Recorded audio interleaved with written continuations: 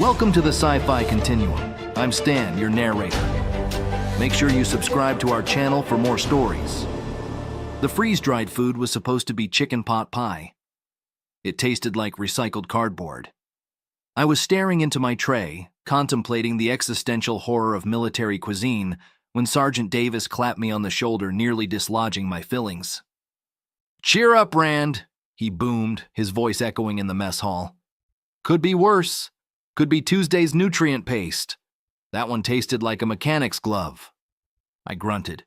Hard to tell the difference. That's when the door slid open. The usual chatter of the mess didn't exactly stop, but it sort of hiccuped. Standing there, framed against the harsh glare of the Navra sun, was a vision that made the synth chicken pale in comparison. She was tall, built like a starship model, and her skin was the color of a deep twilight bruise, a rich, shimmering purple. Her hair was a dark, glossy wave that stopped at her chin. She wore this silver getup, part metallic armor, part transparent bodysuit that left very little to the imagination. Her lips were a slash of vibrant orange-red. Every male and a few of the female officers sat up a little straighter. She ignored them all. Her eyes, the color of liquid silver, scanned the room and locked onto me. She walked with a purpose that cut through the mess hall like a plasma blade. The crowd parted for her. Davis was whispering, "Holy stars, Rand.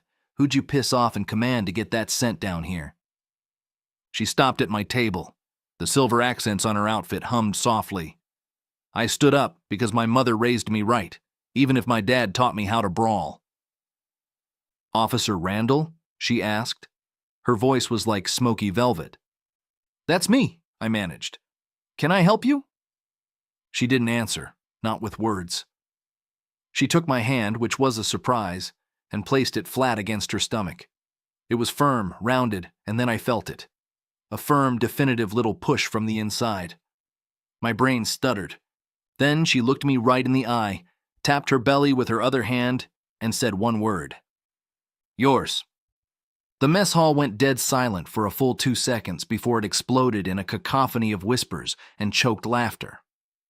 Davis was making a sound like a straff weasel caught in an airlock. My mind raced 6 months back. Fresh off the transport, drowning my homesickness in some sketchy dive in the Navra port sector. Lots of strange aliens, lots of potent booze. There was a woman with purple skin and a smile that could melt a hole through a bulkhead. The details were hazy, a blur of neon lights and whispered promises in a language I didn't know. I remembered her laughing and the feel of cool, smooth skin. That was it. That was the whole memory. I looked from her face to my hand, still resting on her belly, and back to her face. What? "Yours," she repeated, her expression utterly serious. "His name will be Randall Jr. if he is a male, Pleta if a female." Sergeant Davis lost it completely. He was howling, slapping his knee. The commanding officer, Major Tomlin, strode over, his face a storm cloud. "What is the meaning of this?" he barked. The purple woman, Plit, turned to him. "This man is the sire of my child. I have come to claim him." And that's how my life went from boringly predictable to a complete and utter farce. Plit wasn't a guest. She was a fixture. She followed me everywhere. To the sonic showers, to the weapons range, to my nightly patrol.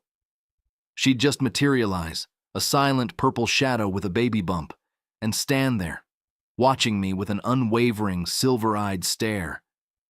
"Marry me, Randall," she'd whisper, her breath warm against my ear in the corridor. "Our child needs a stable home unit." "Ma'am, I barely remember your name," I hissed back, trying to maintain a scrap of dignity in front of a passing trooper who was trying very hard not to laugh. "My name is Plit. You screamed it. Several times. I was very impressed." I wanted the floor to open up and swallow me. The Outpost gossip network, usually fueled by who was cheating at cards and who was reprogramming the food replicators to make synth ale, had a field day. I was the laughingstock of Navra. "Expectant father, Randall. the human who'd gotten himself knocked up by a space siren. But the thing was, the more she was around, the less I minded. She was fiercely protective. One time, a new recruit made a smart-ass comment about her hobby. Plit moved so fast I barely saw it. She had the kid by his throat, his feet a foot off the ground, her silver eyes flashing dangerously. She didn't say a word. She just held him there until he turned purple, a color that clashed horribly with her own. She let him down and he scrambled away. She turned to me, her expression softening. "No one insults my mate." My heart did a stupid little flip-flop. Mate. Huh. A week after her arrival, I walked into my quarters to find her belongings, a few silver garments and a small, strange-looking data slate, neatly arranged on my spare bunk. "What are you doing?" I asked, though I knew damn well what she was doing. "Moving in," she said, as if it were the most natural thing in the galaxy. "The barracks are loud. You need your rest. And I require my mate to be close." "Whoa, hold on. You can't just move in. This is military housing." She looked at me, her head tilted. "I am carrying your offspring. I have every right, unless you wish to deny him." That was a low blow, and she knew it. I ran a hand over my buzz cut. "Nope, not denying him. But my bed is a single." She patted the mattress. "It is strong. It will hold us. We will be close." That night I lay rigid as a board, staring at the ceiling, acutely aware of the warm, solid presence of Plit beside me. She smelled faintly of clean metal and something else, something uniquely her that I couldn't place. Her breathing was soft and even. After an hour of this torture, I felt her hand find mine in the dark. Her fingers were cool, her grip strong. "You are tense, Randall." "You think?" I muttered. "Relax," she whispered, and she shifted, rolling onto her side to face me. The sheer silver fabric of her nightwear was cool against my arm. In the dim emergency lighting, her skin seemed to glow. "I am not a monster." "I know," I said, my voice rough. "This is just a lot." She guided my hand to her belly again. That little push came, a firm hello from the inside. "He is strong, like his father." My throat felt tight. This was real. A living, growing part of me was inside her. The jokes, the teasing, the outright humiliation from the other soldiers.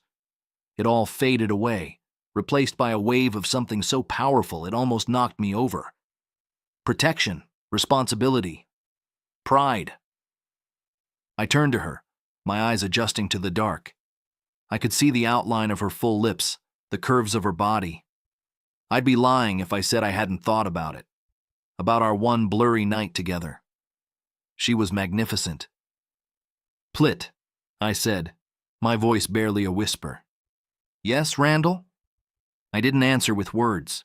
I leaned in and kissed her. Her lips were impossibly soft, tasting of something sweet and spicy. She kissed me back, her hand coming up to cup the back of my neck, pulling me closer. The kiss deepened, a hungry, desperate thing that had been building for weeks. My hands roamed over the cool, slick material of her nightgown, tracing the swell of her hips, the curve of her back. I'd never been with a pregnant woman before. There was a newness to it, a sacredness. Her body was taut and full of life, a powerful primal force that was intoxicating. She murmured something in her own language as my fingers found the seam of her garment and pulled it over her head. In the dim light, she was a work of art. Her purple skin was smooth, and her belly was a perfect round dome. I gently kissed her stomach, and the baby kicked against my lips.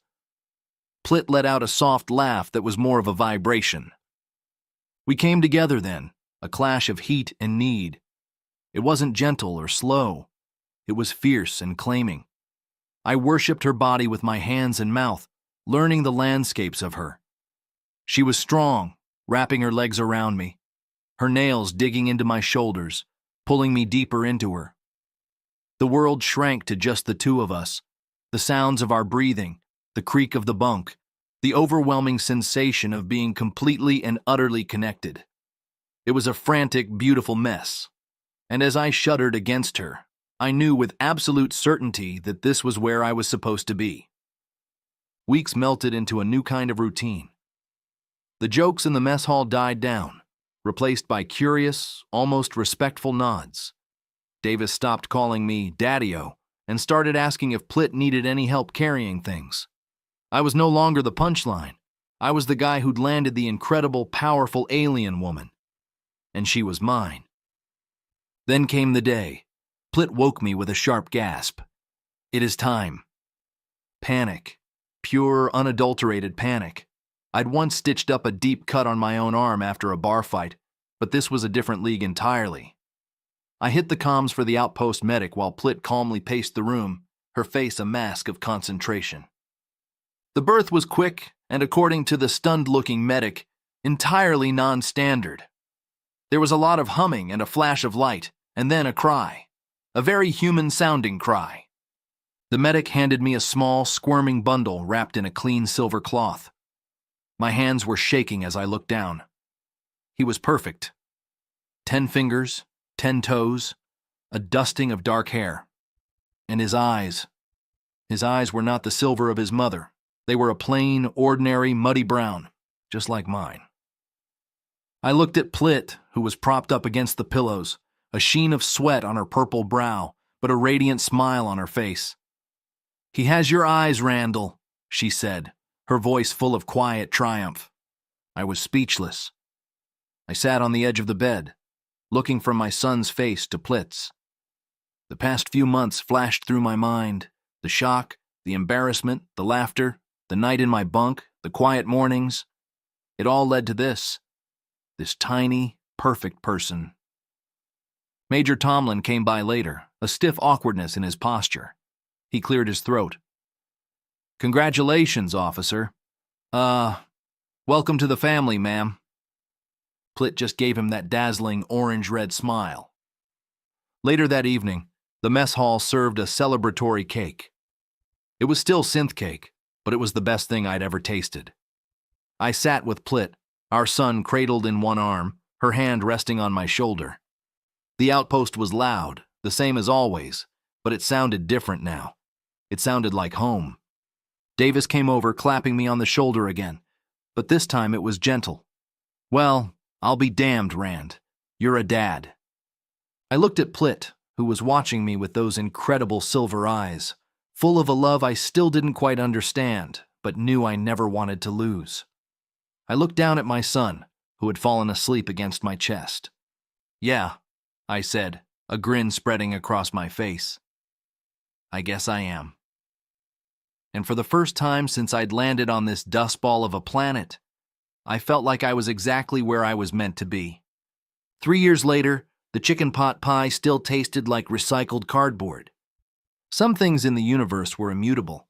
I sat at the same mess hall table, same dent in the metal edge, same ugly view of the sun-blasted landing pad. The difference was the small purple and tan blur currently sprinting between the tables like a guided missile with legs. "Randall!" my son shouted, mispronouncing my name the way he always did when he was excited. Plittale Randall Tomes, called Little Star by his mother, Menace by Sergeant Davis, hit my knees at full speed and wrapped his arms around them. His skin was a soft lavender gradient instead of Plitt's deep violet, his eyes unmistakably mine, and his laugh loud enough to rattle trays. I scooped him up before he could headbutt me again. "Hey, buddy, you break the sound barrier back there?" "Race shuttle," he declared proudly. "I win." From the doorway, Plitt watched us with her arms folded, that familiar silver-eyed amusement on her face. She still wore her armor bodysuit hybrid, modified now to include a utility belt stocked with snacks, small toys, and, once memorably, a plasma knife. Motherhood had not softened her. It had sharpened her. "You are encouraging reckless velocity," she called. "He gets that from you," I said. She walked over, pressing a quick kiss to the top of my head and a longer one to our son's forehead. "Incorrect. He gets that from you. I merely perfected it." Sergeant Davis leaned over from the next table, older now, a little grayer. Kid tried to race a cargo drone yesterday. Plitt nodded. He lost. I almost win, my son said solemnly. We'd been stationed on 3 planets since Navra. Desert moons, water worlds, one station that smelled permanently of fried algae. Wherever we went, Plitt followed, officially listed in military records as a civilian diplomatic dependent, which was the closest command could get to terrifying alien spouse who will dismantle you if paperwork is wrong. We never did have a traditional wedding. Plitt considered ceremonies inefficient. Instead, one night she had pressed her forehead to mine and said, "You are mine, I am yours. This is sufficient." It was. Later that evening, after bedtime negotiations involving 2 stories, 1 song, and a firm refusal to allow a pet combat beetle, Plitt and I stood on the narrow balcony outside our quarters. Stars spilled across the sky like silver dust. "You regret it?" she asked suddenly. "What?" "Navra. The bar. The accident." I thought of the old me, lonely, bored, homesick, convinced my life would be a straight line from enlistment to retirement. Then I thought of our son asleep inside, one small hand clutching a stuffed maintenance drone, and of Plitt beside me, radiant and deadly and loyal beyond reason. "No," I said. "Best mistake I ever made." She considered this, then nodded. "Agreed. I should make more mistakes." "Please don't," I said quickly. She smiled anyway and leaned into me, her head fitting against my shoulder like it had always belonged there. Outpost alarms wailed in the distance. Someone yelled. A shuttle backfired. Home, in its own strange way. And somewhere in the middle of it all, Officer Randall, former Punchline, current husband to an alien powerhouse and father to a half-stellar speed demon, finally understood something important. The universe doesn't give you the life you plan. It gives you the one that sticks. And if you're lucky, it sticks hard enough to become family.